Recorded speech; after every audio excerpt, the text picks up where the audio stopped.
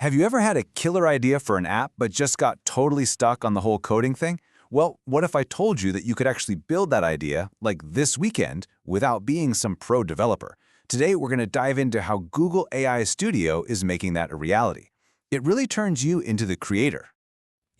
Just think about the old way of building an app. It was kind of like a relay race with this massive team. You had a designer, a front-end dev, a back-end dev, a database expert. It took forever. Now, imagine that entire team just shrinks down to two, you and your AI copilot. Yeah, the whole process just got a lot faster. And this quote just nails it, right? How many times have you thought, man, I wish there was an app for that? Well, guess what? You don't have to wait anymore. The tools are literally right here for you to build it yourself. The power has totally shifted. So, let's get to it and meet your new creative partner, Google AI Studio. This is the tool that's going to make all this possible. Okay, so don't think of this as some complicated coding program. It's more like a conversation.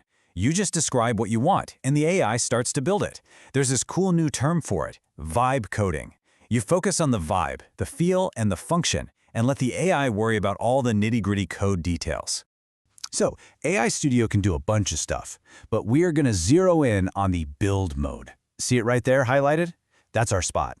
This is where the magic happens. It's where you go from being someone who just uses apps to someone who creates them.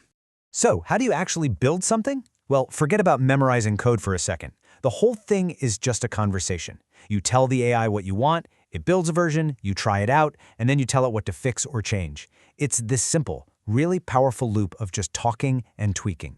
We can actually break this whole process down into 4 pretty simple steps. First, you make a roadmap with the AI, so you're both on the same page. Then, you start adding features one by one. After that, you feed it any important info it needs. That's called context engineering. And finally, you use a tool you probably already know, GitHub, to save all your work. All right, here's a pro tip, and it's going to sound a little weird. The very first thing you should tell the AI is, don't write any code. Seriously. Why? Because you want to make a solid plan together first. This makes sure the AI really understands your vision before it just starts spitting out code. Trust me, it'll save you a ton of headaches later. But, what happens when the AI messes up or uses some old, outdated technique? Well, this is where your job changes. You're not the coder anymore. You're the director. You get to guide the AI, correct it, and help it make way better, more modern code. And here's a super powerful way to do that. It's a technique called grounding. You can literally tell the AI, hey, before you answer, go to a Google search for the best way to do this.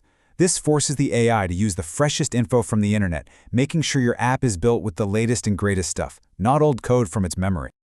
Okay, so building your app in AI Studio is awesome, but it's kind of like a practice run in a private sandbox. The real fun starts when you put it out there for the whole world to see. So let's look at how you take your creation from a personal project to a live app. So you've got 2 main ways to go live. If you want the fastest, easiest route, Google Cloud Run is your go-to. It's built right into AI Studio, and, this is a big one, it even secures your API keys for you. Now, if you want a bit more control, you can use GitHub with a service like Vercel. It's a little more setup, but it gives you more options and automatically updates your app every time you save. And check this out. This is maybe the best part. The Google Cloud Run option, it's super accessible. You get 2 million free requests every single month. For most personal projects, that means you can build your app and run it basically for free, forever. And once your app is live, it's not just some website. It's what's called a progressive web app, or a PWA. This means anyone can add it right to their phone's home screen, and it looks and feels just like a regular app. No app store, no fees, it just works. So, there you have it. We've seen the tool, we've seen the process. All those technical things that used to stop people, they're kind of disappearing. Right now, the only thing standing between you and a finished app is your own imagination. The bottleneck isn't coding anymore, it's creativity.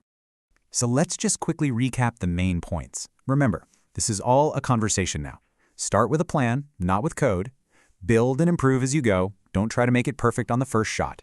Use those cool techniques like grounding to get better results. And the most important thing, you're the builder now. You're in the driver's seat. The power to bring your ideas to life is literally at your fingertips. Just do a simple chat. This is a total game changer for anyone who loves to create stuff. So I'll just leave you with this question. What's the first amazing thing you're going to build?